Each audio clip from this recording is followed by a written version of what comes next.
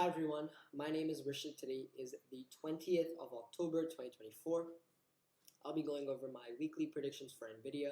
As usual, I'll be going over the monthly, weekly, and finally the daily charts. And then I'll switch over to the Excel sheet where we'll review last week's prediction in more detail. But before getting into this video, it is important to make the disclaimer that all information here is completely educational and therefore it is important to conduct your own analysis, whatever analysis that may be, to ensure that you're comfortable with the risk, reward, and trading style, since you may not be with mine. Let me reiterate, this is not a trading guide, this is not an investing guide, it is simply a log of my predictions with their rationale. So, with that out of the way, let's get into the analysis. So, Nvidia we can see has been on a historic, pretty much bullish run. MACD, clearly RSI, although I've hidden it for now because I want to emphasize the Bollinger Bands, has been rocketing up. We can see then monthly charts kind of show this happening around. You would have actually gotten a buy signal from the Bollinger Bands here, and if you had wrote it, you would have gotten a huge signal. MACD crossed somewhere around this time too, actually, so you would have had another bullish signal there. So again, very, very bullish. This month as well seems to be extremely bullish for Nvidia, as we are nearing the kind of all-time high, and we should expect a breakout of that if it intends to go upwards. Most banks, everyone is talking about their new projections for Nvidia, considering and assuming that Nvidia's projects like new chips, etc., keep on rolling, and their earnings and revenues are stable or increasing, then this is extremely possible. This is entirely possible, and this is all we can kind of glean from the monthly charts.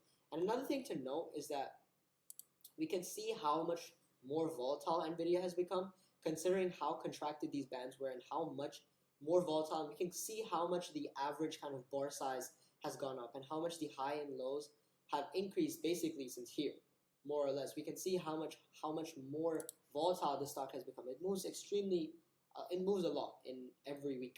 Here we can see again, similar thing, it was contracted here, and typically when the Bollinger Bands contract, they end up expanding, which we can see is what's happening here. Here again, another thing to notice is that whenever this market, whenever it tends to kind of touch this top, it reverts to the bottom, and likewise when it touches the bottom, it tends to revert back to the mean. And this is kind of a pattern that we see quite often with the Nvidia and most stocks, indices, tickers in general. As we can see, this is nearing that kind of area again. Volume is declining, showing that this kind of uptrend is pretty weak. So we could expect a reversion to the mean. Like this could be a good target, but we do need to see breakouts. If it does end up breaking down, then we can expect we can expect a reversion to the mean. MACD actually has crossed over, giving us a bullish signal actually for the week. But again, this is a lagged indicator, so this may be a little late to the party. We need some more confirmation, at least two to 3 weeks more of bullish confirmation from this indicator to actually move ahead. Let's move to the daily charts.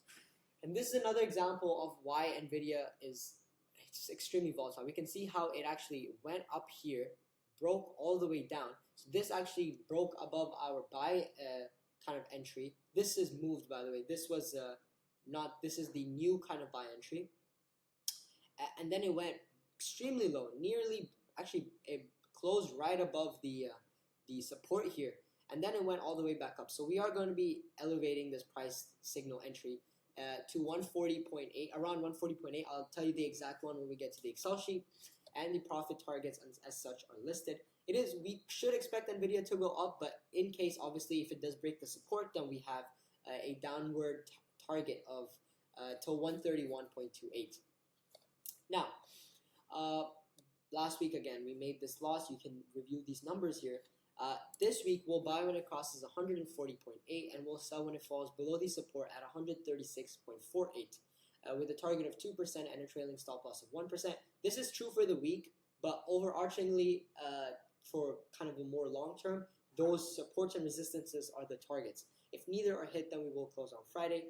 Weekly and monthly trends are up. That's all for this video. Thank you for watching. Enjoy, and I'll see you in the next video.